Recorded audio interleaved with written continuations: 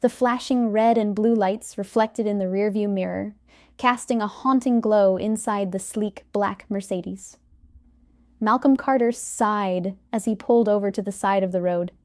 He knew this routine all too well. Hands on the wheel, posture straight, no sudden movements. He had been trained for this, not just by life, but by his father before him.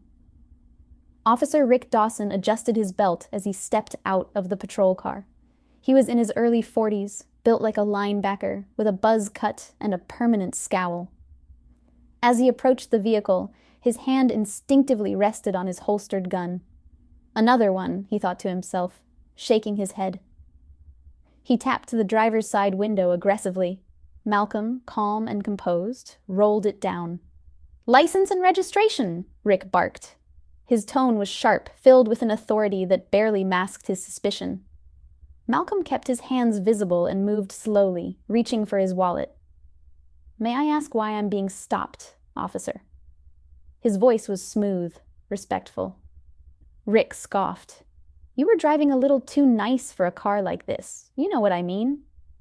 His eyes traveled over Malcolm's tailored suit, the Rolex on his wrist. Malcolm arched a brow. "I'm sorry. Did you say too nice?" Rick smirked.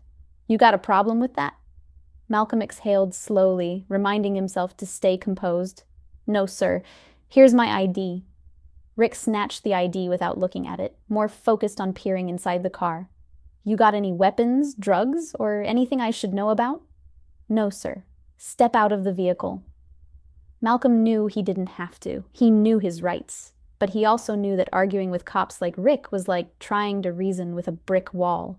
So he unbuckled his seatbelt and stepped out. Rick immediately grabbed his wrist and yanked him towards the hood of the car. "Spread your legs. Hands where I can see 'em." Malcolm clenched his jaw as Rick patted him down, rougher than necessary. A few passing cars slowed down, drivers rubbernecking at the scene. It was the same old story. Rick chuckled. "Damn, you're all dressed up. Who'd you steal this car from?" That was it. Malcolm turned his head slightly, locking eyes with the officer. "Run my license." Rick smirked. "Yeah? You think you're somebody, huh?" He pulled out his radio and called it in. "Dispatch, running a check on a Malcolm Carter." The radio crackled. 10-4, checking now. A few seconds passed, then another, then... "Dispatch to Officer Dawson. Stand by." Rick frowned. "Stand by?"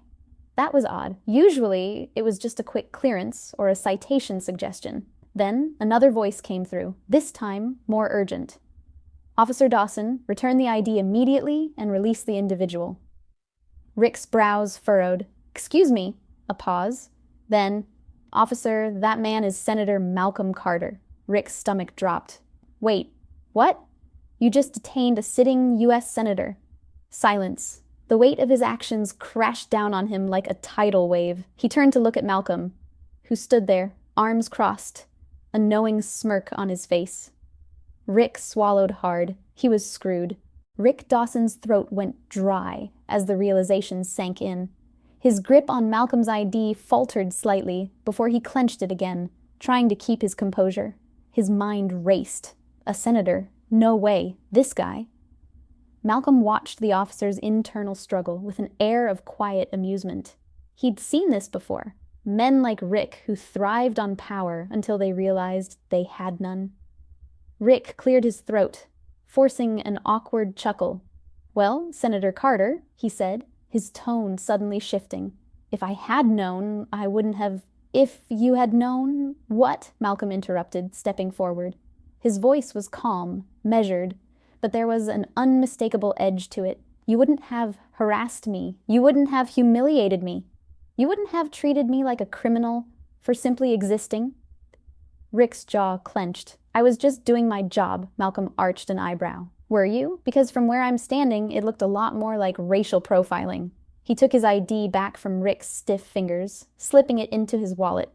"Tell me, Officer Dawson, if I were a white man in this same car, wearing this same suit, would you have pulled me over?" Rick shifted uncomfortably. "It had nothing to do with race." Malcolm chuckled humorlessly. "Of course it didn't." A second patrol car pulled up behind them. Another officer, a younger woman, stepped out, her expression a mix of confusion and concern. Everything okay here? Rick's eyes darted to her. Yeah, just a misunderstanding.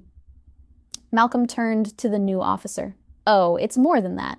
Your partner here just unlawfully detained a sitting U.S. senator. Frisked me, humiliated me, made assumptions about me because of the color of my skin, and now he's trying to pretend it never happened. The woman's eyes widened. She looked at Rick, who was starting to sweat under the streetlights. Is this true? Rick scoffed. I was just doing my job. Malcolm tilted his head. No, Officer Dawson, you were abusing your job, and now you're about to learn what real power looks like. Rick swallowed hard. Look, Senator Carter, Malcolm raised a hand. Save it. You'll be hearing from my office. And trust me, this won't be swept under the rug. With that, Malcolm turned, walked back to his car, and drove off, leaving Rick standing there, his career hanging by a thread. Rick Dawson couldn't sleep that night. He kept tossing and turning, his mind replaying the night's events over and over. His own words haunted him, his excuses, his attempts to justify what he had done. If I had known, I wouldn't have. He had been caught, not just in the act of racial profiling, but in the harshest way possible, by someone with real power.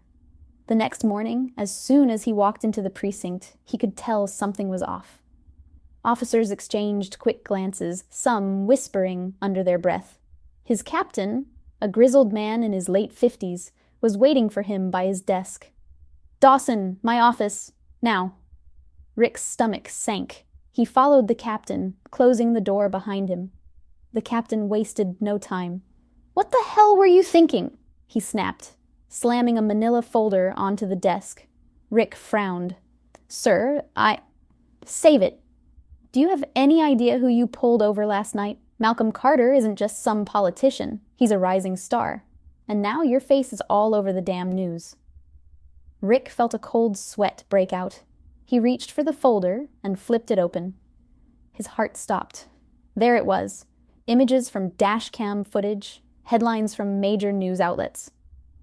Racist cop harasses black senator, caught on tape. Abuse of power. Officer detains senator for driving while black. Senator Carter calls for investigation into racial profiling. Rick's mouth went dry. The captain ran a hand over his face. The mayor called this morning. So did the governor. Hell, even the police commissioner. This isn't going away, Dawson. Rick swallowed hard. Sir, I didn't know he was a senator. That's the problem, the captain roared. You shouldn't have to know. That man could have been anybody. And that's exactly why they're coming for your badge. Rick's hands curled into fists. Come on, Captain. I've been on the force for 10 years. You're really going to throw me under the bus over one mistake? The captain's gaze hardened.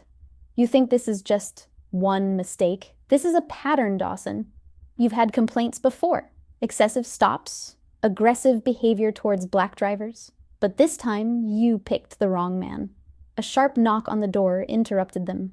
A woman in a dark gray suit stepped inside, her expression unreadable. Officer Dawson, I'm from Internal Affairs. You need to come with me. Rick felt the walls closing in. 2 weeks later, Rick Dawson stood at the front of a press conference, cameras flashing in his face. His uniform was gone. He had been suspended pending investigation. The podium in front of him felt suffocating, the weight of the moment pressing down on him like an anvil. Malcolm Carter stood a few feet away, watching. His expression was unreadable, arms crossed. He wasn't gloating, wasn't smiling. He was just watching. Rick cleared his throat. His lawyer had advised him to keep it short, to stick to the script. I want to take full responsibility for my actions that night. I made assumptions that were wrong. I treated Senator Carter unfairly, and for that, I sincerely apologize. I understand now that my actions were part of a larger issue, one that I have contributed to, knowingly or unknowingly. The cameras clicked. Reporters scribbled in their notepads. Rick exhaled. I've decided to step away from the force and take time to educate myself on the biases that have shaped my actions. No one should be treated differently because of their race, and I regret that my actions caused harm. Silence filled the room. Then Malcolm stepped forward, taking the mic. His voice was steady, calm. Officer Dawson's actions were not just about me. They were about a system that has allowed this kind of treatment for far too long. But change doesn't come from words alone. It comes from action.